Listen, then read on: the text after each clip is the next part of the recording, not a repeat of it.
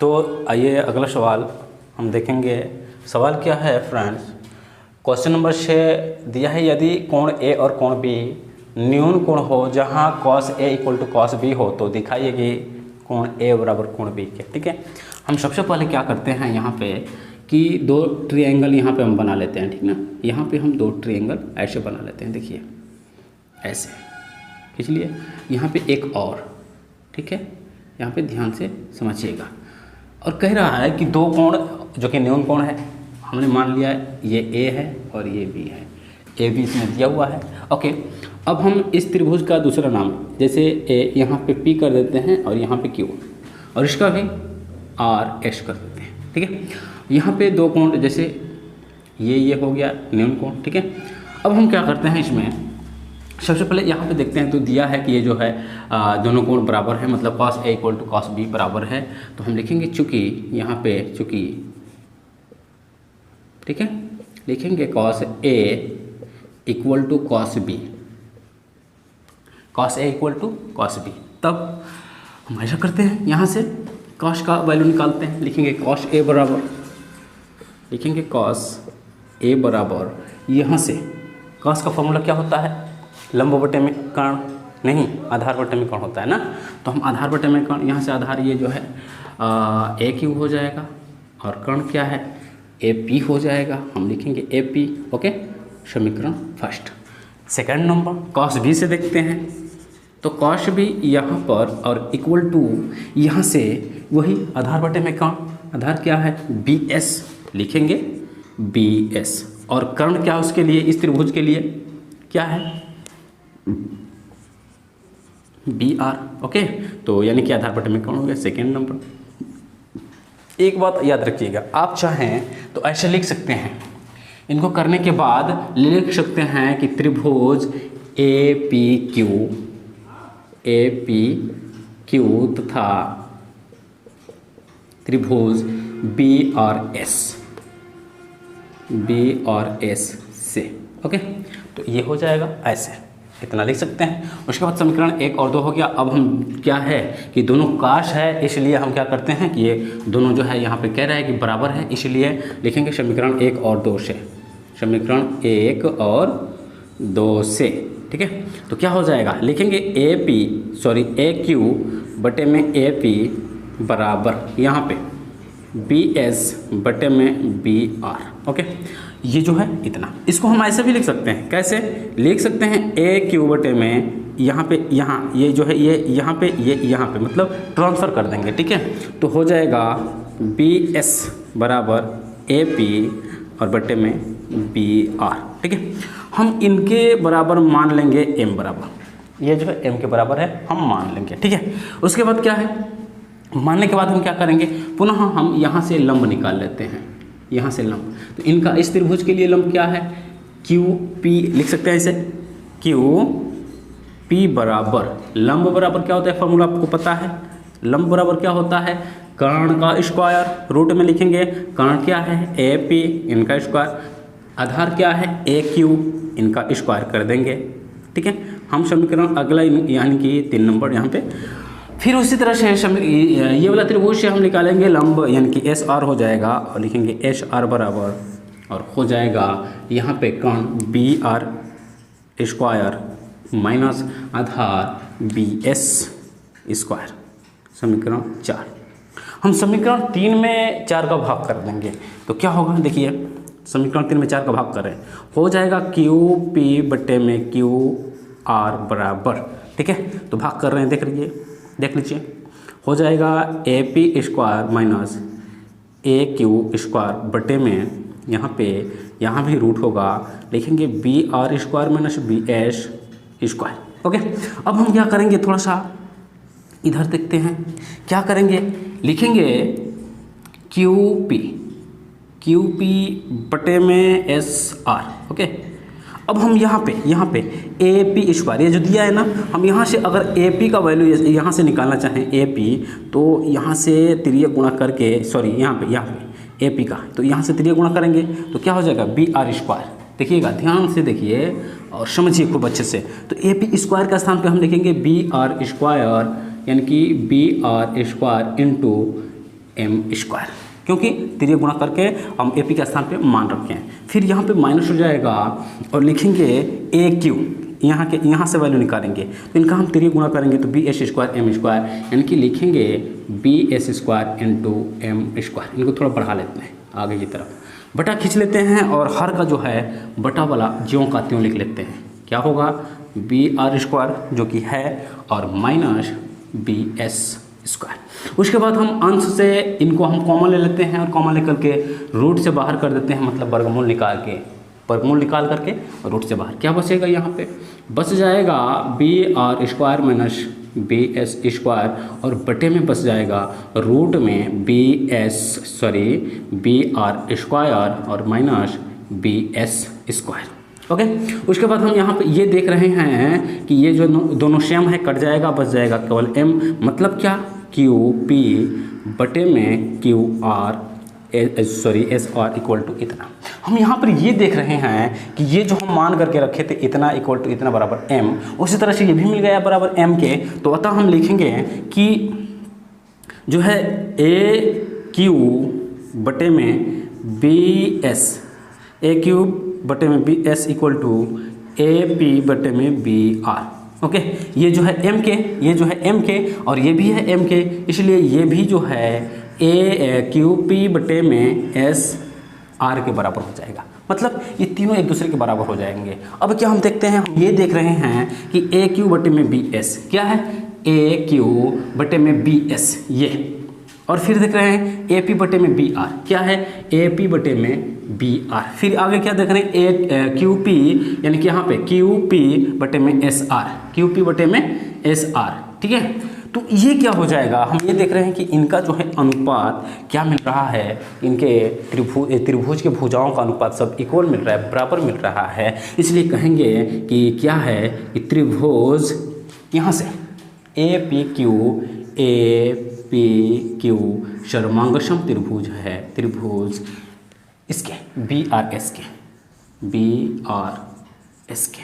ठीक है, अतः क्या होता है जब सर्वांगसम, जब दो त्रिभुज एक दूसरे के सर्वांगसम होते हैं तो क्या होता है कि उनके सभी भुजा एक दूसरे के बराबर होता है और सभी कोण भी एक दूसरे के बराबर होते हैं। इसलिए हम कहेंगे कि जो है कि ये जो है अतः लिखेंगे अतः कोण ए बराबर कोण बी।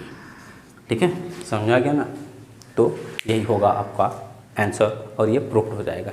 ठीक है, यह है cot थीटा इक्वल टू 7/8, तो क्या है कि पहला 1 plus sine theta, second bracket में 1 minus sine theta upon 1 plus cos theta, second bracket में 1 माइनस कॉस थीटा का वैल्यू फाइंड कीजिए। और दूसरा सवाल cot स्क्वायर थीटा का पूछ रहा है। ठीक है, तो हम सबसे पहले क्या करते हैं कि cot थीटा जो कि दिया है आपका cot थीटा, इसका जो मान दिया है 7/8 इतना। ठीक है, हम देखते ये हैं कि ये और ये दोनों दिया है, क्योंकि हम जानते हैं कि cot थीटा बराबर सूत्र क्या होता है, tan का उल्टा। तो tan का सूत्र क्या होता है, लंब बटे में आधार, तो उसका उल्टा आधार बटे में लंब। हम लिख लेंगे आधार बटे में लंब। ठीक है, इसका मतलब ये है कि इसके सामने वाला ये आधार है, इसके सामने वाला ये लंब है। तो हम क्या करते हैं कि जो है आपका एक ट्रायंगल ऐसे बना लेते हैं। ठीक है, हम मान लेते हैं कि यहाँ पे ये थीटा है, नाम लिखना चाहेंगे तो ABC इसका नाम दे देते हैं। उसके बाद क्या है, यानी कि आधार बट्टे में लंब, थीटा से आधार हो गया 7 और लंब हो गया आपका 8, ये हो गया 8। तो हम कर्ण यहाँ से फाइंड कर लेते हैं। कर्ण क्या है, AB इक्वल टू फॉर्मूला होता है AC स्क्वायर ऐसे प्लस BC स्क्वायर ऐसे। ठीक है, उसके बाद यहाँ पे मान रखते हैं तो हो जाएगा, यानी कि AC स्क्वायर यानी कि 7 का स्क्वायर ऐसे कर लीजिएगा और BC स्क्वायर मतलब 8 का स्क्वायर। फिर क्या हो जाएगा, ये हो जाएगा 49, ये हो जाएगा 64 यानी कि 64। जोड़ दीजिएगा 9 4 13, 1 का 3 हासिल 1 और 6 4 10 हासिल 1 11, यानी कि आपका हो जाएगा 9 4 13 का 3 हासिल 1 और 6 4 10 1 11, यानी कि रूट में 113। ये हो जाएगा आपका कर्ण। उसके बाद हम पहला सवाल हल करना स्टार्ट करते हैं। देखिए पहला सवाल जो दिया है 1 plus sine theta 1 minus sine theta, हम जानते हैं कि ए स्क्वायर माइनस बी स्क्वायर का जो फॉर्मूला बनता है फर्स्ट ब्रैकेट में ए प्लस बी और सेकंड में ए माइनस बी, तो उस पर हम इसको क्लोज कर देते हैं। क्या मतलब, लिखेंगे ए स्क्वायर माइनस बी स्क्वायर मतलब sine square theta.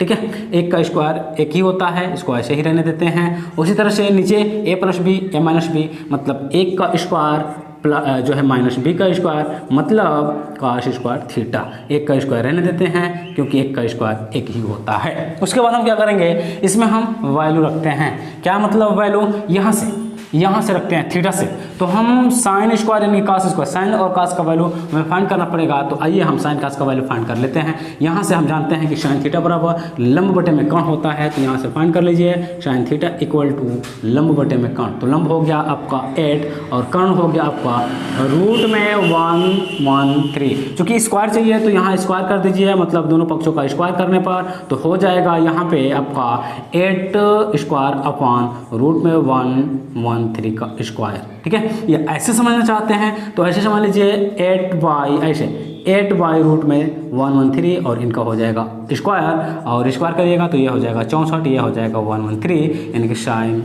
Square theta का। तो ये वैल्यू यहाँ पे आपको रखना पड़ेगा और लिखेंगे 1 माइनस 64 अपॉन 113, ये हो जाएगा हर में। उसी तरह से जैसे साइन का निकाले तो अब हम निकालेंगे कॉस का, तो हम जानते हैं कॉस थीटा इक्वल टू आधार बटे में कर्ण होता है। तो हम लिखेंगे आधार बटे में कर्ण। तो आधार कितना दिया है 7 और कर्ण कितना दिया है रूट में 113। चूंकि ये कॉस थीटा है हमें निकालना पड़ेगा कॉस स्क्वायर थीटा। तो हमें क्या करना पड़ेगा, दोनों पक्षों का वर्ग यानी कि इधर भी स्क्वायर और इधर भी स्क्वायर, यानी कि 7 बाई रूट में 113 इनका करना पड़ेगा स्क्वायर। तो हम कॉस स्क्वायर थीटा का अगर निकालेंगे तो हो जाएगा cos square theta equal to 749 बटे में 113। उसके बाद वैल्यू फाइंड यहाँ पे रखते हैं, यानी कि निकल गया वैल्यू यहाँ पे रखते हैं। तो ब्रैकेट में 1 माइनस हो जाएगा 49 अपॉन 113, यानी कि ये वाला इसमें रख लिया। एलसीएम ले लेंगे, एलसीएम लेने पे आपको मिलेगा क्या 113 माइनस 64 अपॉन 113। एलसीएम लिया गया है ये वाला, यहाँ पे भी एलसीएम ले लेते हैं तो 113 और हल करिएगा तो 113 माइनस जो है क्या है कि 49, ये जो है इससे कैंसिल हो जाएगा, बच जाएगा। घटाने के बाद घटाइएगा, देखिए घटा रहे हैं तो 13 में से 4 घटाइएगा 9 हो जाएगा। यहाँ पे 10 में से 4 घटाइए 6 घटाइएगा 4 हो जाएगा। यहाँ पे घटाइएगा तो हो जाएगा आपका 13 में से 9 घटाइएगा 4 हो जाएगा, 10 में से 4 घटाइएगा 6 हो जाएगा। तो ये जो हो जाएगा आपका 49 अपॉन 64 आपका पहला आंसर। दूसरा देखते हैं, तो दूसरा कह रहा है कि फाइंड कीजिए cot square theta equal to क्या होगा। ठीक है, तो कॉट स्क्वायर थीटा हमें सबसे पहले इसमें क्या करना पड़ेगा कि जो है हम तो सभी वैल्यू फाइंड कर चुके हैं, लंब आधार और कर्ण। तो हम जो है tan पे चलते हैं, या कॉट का भी निकाल सकते हैं डायरेक्ट, क्योंकि सूत्र मालूम होना चाहिए, ये एक बात याद रखिएगा। तो हम जानते हैं, यहाँ पे ध्यान दीजिएगा, देखिएगा, हम जानते हैं कि कॉट थीटा का वैल्यू कह रहे हैं फाइंड करने के लिए, चूँकि स्क्वायर है तो हमें स्क्वायर लिखना पड़ेगा। तो हम tan पे पहले चलते हैं। तो tan का फॉर्मूला क्या होता है, tan का फॉर्मूला होता है लंब बटे में आधार, तो कॉट का उसका उल्टा, तो हो जाएगा आधार बटे में लंब। ये हो जाएगा आधार बटे में लंब। चूंकि इधर स्क्वायर है तो इनको भी कर देते हैं स्क्वायर, लीजिए हो गया। तो अब देखिए थीटा से आधार कितना है 7 है और लंब कितना है 8, इनका करना है स्क्वायर, कर दीजिए स्क्वायर। तो इनका 7 का स्क्वायर 49 और 8 का 64, ये हो जाएगा सेकेंड का आंसर और आपका ये फर्स्ट का। समझ में आ गया। दिया है कि 3 cot a इक्वल टू 4, तो जांच कीजिए कि 1 माइनस tan स्क्वायर a बटे में 1 plus tan square a equal to cos square a minus tan square a।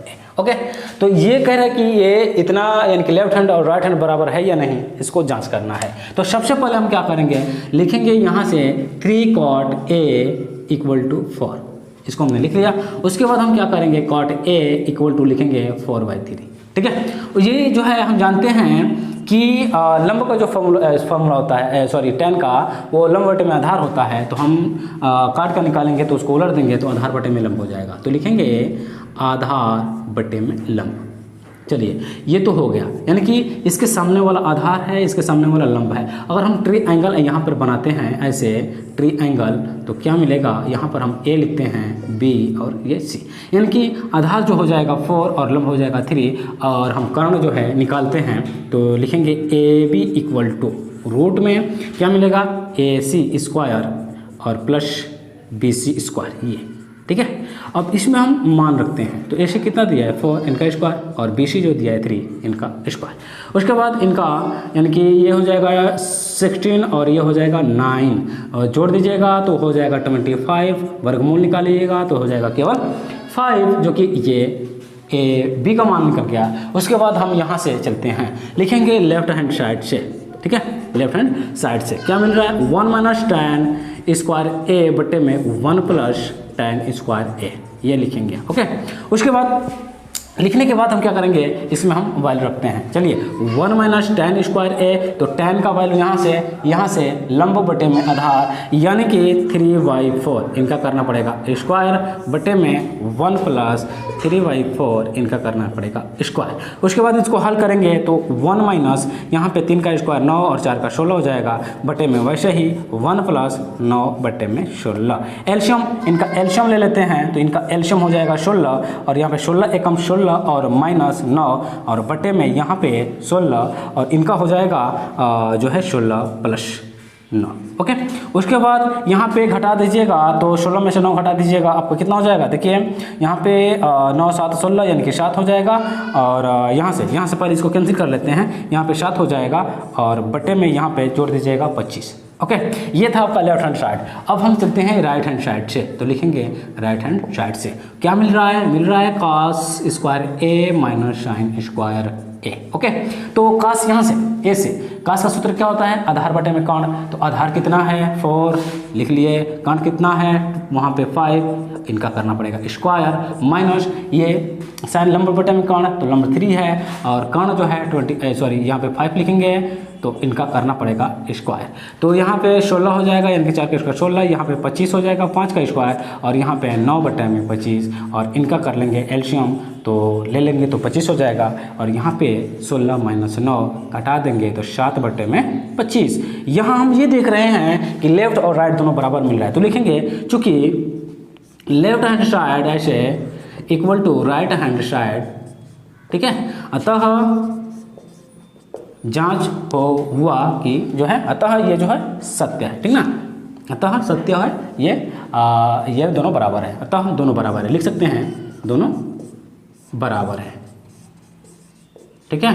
चलिए और ये हो जाएगा आपका आंसर।